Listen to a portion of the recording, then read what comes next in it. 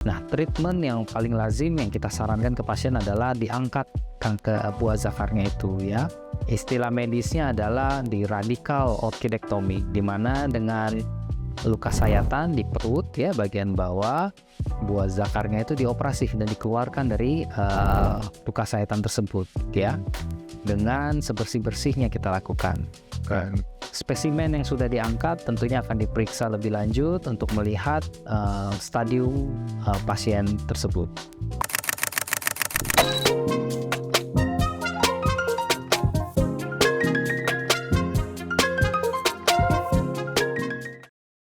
Oke, hai, nama saya Dr. Cristiano Tansol, spesialis urologi. Hari ini kita akan membahas mengenai apa sih itu tumor testis malignan atau kanker testis. Kanker testis merupakan suatu keganasan ya pada organ vital laki-laki yaitu testis, di mana sebenarnya kanker testis ini termasuk jarang ya. Untuk populasi sedunia dia paling cuma 1% kejadiannya. Meskipun demikian, dia bisa mencapai 5% untuk kanker di urologi, di bidang urologinya. Selanjutnya, faktor resiko mengenai kanker testis kenapa bisa timbul ya. Pada dasarnya faktor gen ya. Jadi bila pada keluarga ya ada yang memiliki riwayat kanker testis, tentunya pasien mempunyai risiko yang lebih tinggi untuk mendapatkan kanker testis. Selain itu, kelainan-kelainan bawaan antara lain seperti undescensus testis atau di mana buah zakarnya tidak turun di pada tempatnya. Nah, itu juga menjadi faktor risiko untuk terjadinya kanker testis. Selanjutnya, mengenai gejala apa saja yang bisa dialami oleh pasien, pada dasarnya tidak begitu banyak gejala sebenarnya, apalagi pada stadium awal. Yang bisa dirasakan oleh pasien adalah kelainan pada buah zakarnya sendiri, di mana pada saat pemeriksaan fisik kok buah zakarnya mereka ngerasa kok agak tambah besar ya. Selain pembesaran dari buah zakar, khasnya lagi adalah tanpa nyeri. Bila pembesaran buah zakar yang disertai oleh nyeri dan sampai nyeri ke tulang dan punggung dan sebagainya, itu dikhawatirkan sudah yang lanjut ya. Jadi pada dasarnya kanker testis yaitu pembesaran buah zakar yang tanpa disertai oleh rasa nyeri. Oleh sebab itu, bila ada pembesaran buah zakar harus segera mungkin diperiksakan ke dokter. Setelah mengetahui ada pembesaran atau besarnya dari buah zakar, sebaiknya memang diperiksakan ke dokter ya, baik dokter keluarga, dokter umum maupun lebih spesifik lagi ke dokter urologi.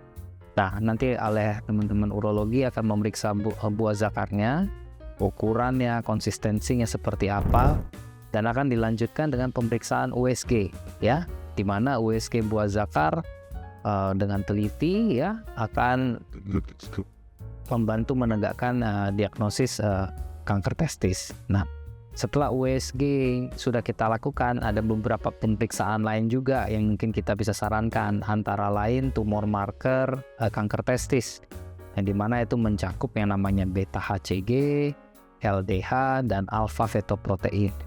Tujuan kita mengecek ketiga tumor marker tersebut adalah sebagai marker dasar ya, pre dan post tindakan. Selain itu juga untuk mengetahui subtipe apa sih kanker testis tersebut, karena kanker testis banyak sekali subtipe di dalamnya. Selanjutnya, setelah kita udah diagnosis kanker testis, tentunya ada treatment pada pasien tersebut.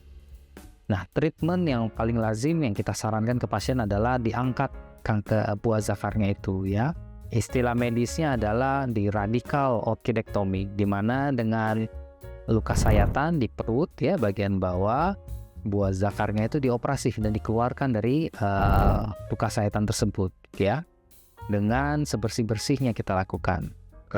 Spesimen yang sudah diangkat tentunya akan diperiksa lebih lanjut untuk melihat stadium pasien tersebut.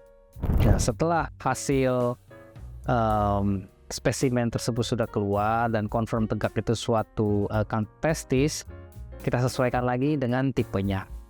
Dan selanjutnya adalah kita melakukan staging istilahnya, melihat pasien ini udah di stadium berapa. Kalau di stadium awal atau stadium 1, tindakan kita yang sudah lakukan atau radical orchidectomy udah cukup biasanya. Yang kita akan lakukan dari surveillance setiap 3 bulan sampai 6 bulan. Nanti dokter urologi akan memeriksa secara detail lagi. Nah, bila dia udah stadium lebih tinggi, stadium 2 misalnya, nah dokter urologi akan menyarankan tergantung dari tipenya apakah di kemoterapi ataupun akan dilakukan radiasi. Pada dasarnya walaupun kita mendengar suatu istilah kanker itu begitu menakutkan, kanker testis secara umum mempunyai tingkat survival rate yang tinggi, ya. Jadi sangat disayangkan bila ada pasien yang sampai meninggal karena kanker testis. Ya, jadi dari awal sebagai pencegahan yang bisa dilakukan oleh laki-laki, yaitu pemeriksaan buah zakar. Ya.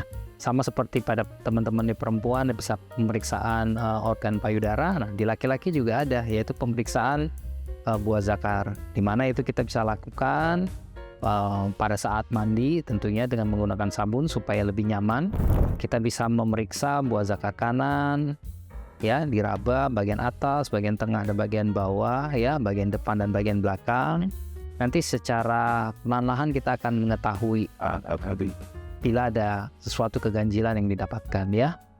Mungkin itu yang bisa dilakukan untuk sebagai pencegahan. Kapan kita harus ke dokter? Tentunya dari pemeriksaan yang sudah dilakukan oleh pasien tersebut didapatkan kekhawatiran seperti kok buah zakarnya agak besar, kok agak ada yang aneh. Bila ada keraguan, segera mungkin langsung konsul ke dokter terdekat.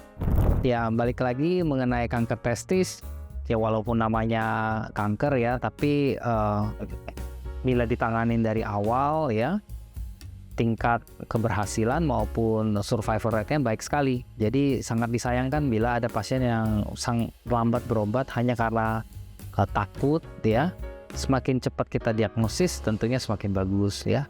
Seperti kita jelaskan di awal juga, pada stadium awal juga cukup sampai dioperasi saja, nggak perlu sampai lanjut kemoterapi ataupun maupun radiasi. Jadi penanganan lebih awal tentunya yang itu yang terbaik ya, buat pasien.